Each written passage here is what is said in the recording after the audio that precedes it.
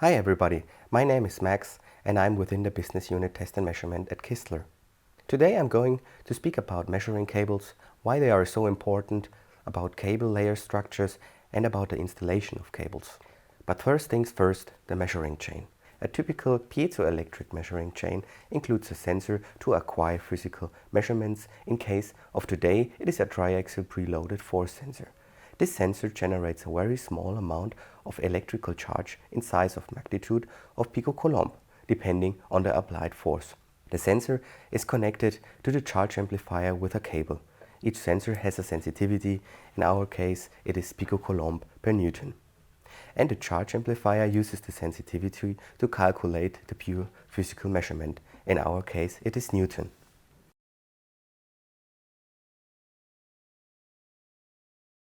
The measuring chain has a few critical leaks where charge can get lost. These are connectors and cables, and those act as transfer elements of the signal. So let's have a closer look to the cable.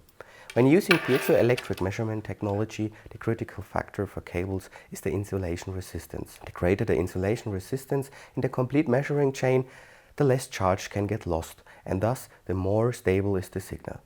If it were possible to achieve infinitely high insulation resistance, then no charge would vanish and static events like weight measurements over time or over weeks could easily be achieved. But in reality, the insulation resistance is never infinitely high. So the measurement chain will always lose some charge and therefore have a so-called drift in the signal. But no worries, the ratio of drift is quite low in general, depending on the equipment and the quality. For example, this charge amplifier here has a maximum drift of plus minus 0.03 picocoulomb per second. For a reliable signal transmission, an insulation resistance for the cable solution of more than 10 trillion ohms is required. With the special structure of the cable layers, the requirements for a high insulating cable can be achieved. This structure consists of an outer insulator, an electrical shield made of a special fluorinated plastic called PFA, a special layer made of a conductive graphite, and another electrical insulator which surround the inner cable. The special graphite coating reduces the triboelectric effect within the cable. This effect describes how electrical charge is generated when two materials are in contact. I will talk about this effect in the next video in more detail. And the last layer of the cable is designed to reduce the drift in the signal. The described layer is called coaxial shielding and has the advantage of isolating the measurement signal from interference signals like noise or crosstalk and ensures the transmission of the measurement signal with low loss. Also very important is the cable installation.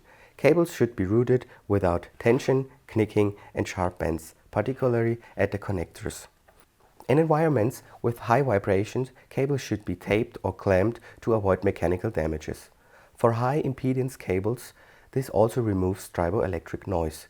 Care should be taken to avoid routing the cables to hot pipes where cable damage could occur from moving parts of the installation. Electromagnetic fields, oil and other fluids can also damage the measurement signal. For every application environment, Kistler offers special braiding of the cable solution, PFA, metal braiding and more.